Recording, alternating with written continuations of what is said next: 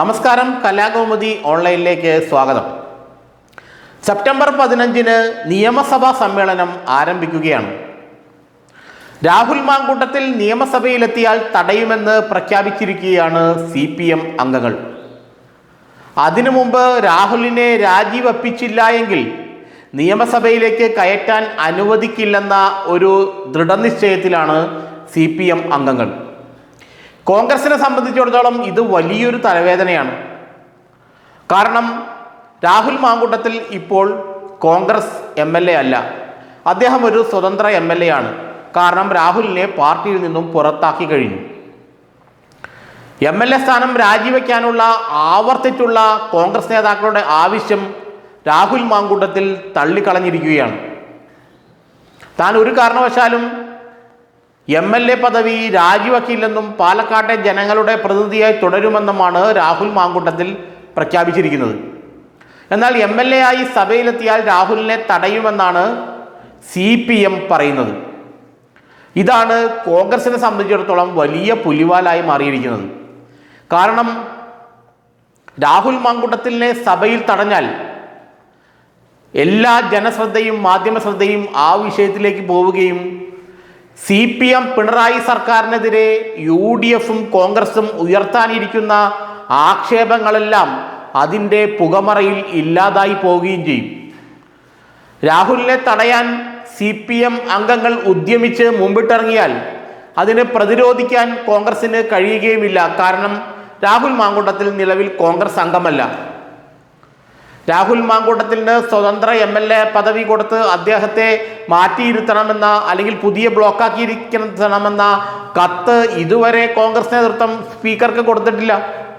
എന്നാൽ സെപ്റ്റംബർ 15-ന് മുമ്പ് അത് കൊടുക്കേണ്ടി വരും.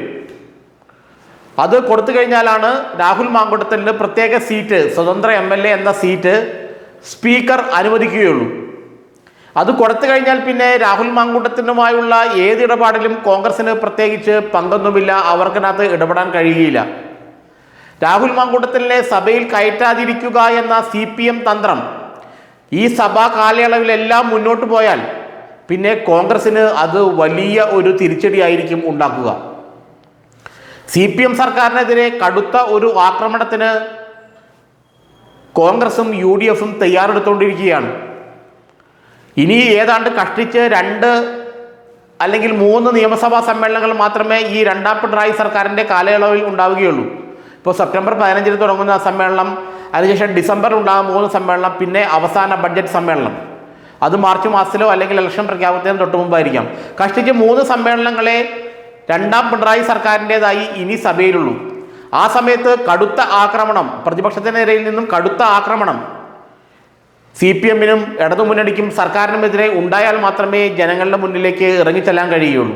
എന്നാൽ ആ ആക്രമണത്തെ പ്രതിരോധിക്കാൻ CPM രാഹുൽ മാങ്കൂട്ടത്തിനെ ഉപയോഗിക്കും. അവിടെയാണ് കോൺഗ്രസ് വെട്ടിലാവുന്നത്. രാഹുൽ മാങ്കൂട്ടത്തിനെ മുന്നിൽ നിർത്തിക്കൊണ്ട് അല്ലെങ്കിൽ രാഹുൽ മാങ്കൂട്ടത്തിനെ സഭയിൽ കയറാൻ അനുവദിക്കില്ല എന്നുള്ള വിഷയം ഉയർത്തിക്കൊണ്ട് നിയമസഭാ സമ്മേളനം CPM തന്നെ പ്രക്ഷുബ്ധമാക്കിയാൽ പിന്നെ എന്തായുധമാണ് കോൺഗ്രസിനും UDFിനും പ്രയോഗിക്കാൻ കഴിയുക? ഇതാണ് നേരത്തെ പറഞ്ഞത്. അക്ഷരാർത്ഥത്തിൽ ഇപ്പോൾ മാങ്കൂട്ടത്തിൽ പുലിവാലായിരിക്കുകയാണെന്ന്. അദ്ദേഹം നിയമസഭാ അംഗത്വം MLA സ്ഥാനം രാജിവെച്ചാൽ മാത്രമേ കോൺഗ്രസിനും UDFിനും സ്വസ്ഥമായി സഭയിലിരിക്കാനും പിണറായി സർക്കാരിനെതിരെ ആക്രമണം ശക്തിപ്പെടുത്താനും ആക്രമണ ശരങ്ങൾക്ക് മൂർച്ച വയ്ക്കാനും കഴിയുകയുള്ളൂ. എന്നാൽ രാഹുൽ മാങ്കൂട്ടത്തിൽ MLA ആയി സഭയിൽ വന്നാൽ എല്ലാ കണ്ണുകളും രാഹുലിലേക്ക് തിരിയുകയും ഈ വിഷയം നിരന്തരം CPM സഭയിൽ ഉന്നയിച്ചുകൊണ്ട് ഇത് വലിയ ഒരു രാഷ്ട്രീയ പ്രതിസന്ധി കോൺഗ്രസിന് ഉണ്ടാക്കുകയും ചെയ്യും. എന്നാൽ MLA സ്ഥാനം രാജിവെക്കാൻ VD സതീശനും സണ്ണി ജോസഫും ആവർത്തിച്ച് പറഞ്ഞിട്ടും രാഹുൽ മാങ്കൂട്ടത്തിൽ കേൾക്കാതിരുന്നതും തന്നെ CPM തടയുമ്പോൾ കോൺഗ്രസ് പ്രതിസന്ധിയിലാകട്ടെ എന്ന് ഉദ്ദേശിച്ചുകൊണ്ട് തന്നെയാണ്. ഏതായാലും രാഹുലും ഇക്കാര്യത്തിൽ നല്ലൊരു രാഷ്ട്രീയമാണ് കളിക്കുന്നതെന്നാണ് നമുക്ക് മനസ്സിലാക്കാൻ കഴിയുന്നത്. സെപ്റ്റംബർ 15-ന് രാഹുൽ മാങ്കൂട്ടത്തിൽ സഭയിലെത്തുകയാണെങ്കിൽ വലിയ പ്രക്ഷുബ്ധമായ രംഗങ്ങൾ സഭയിൽ ഉണ്ടാകുമെന്ന് തന്നെയാണ് ഇപ്പോൾ നമ്മൾക്ക് മനസ്സിലാവുന്നത്.